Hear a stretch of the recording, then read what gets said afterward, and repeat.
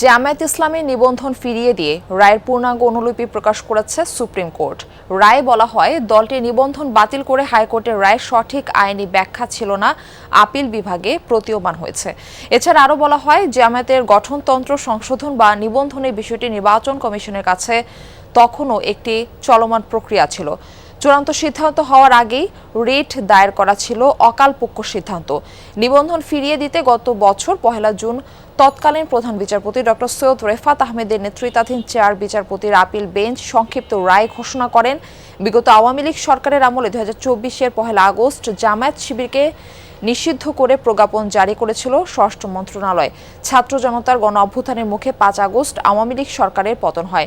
8 August অন্তর্বর্তী সরকার গঠিত হয়। এরপর জামায়াত ইসলামী ও ইসলামী ছাত্র শিবিরকে নিষিদ্ধ করে জারি করা আগের প্রজ্ঞাপন বাতিল করা হয়। এদিকে 71-এর মানবতাবিরোধী অপরাধের মামলায় জামায়াত নেতা এটিএম আজহারুল ইসলামকে এমপিকে মৃত্যুদণ্ড থেকে খালাস দিয়ে পূর্ণাঙ্গ রায়ের অনুলিপি প্রকাশ করেছেন হাইকোর্ট।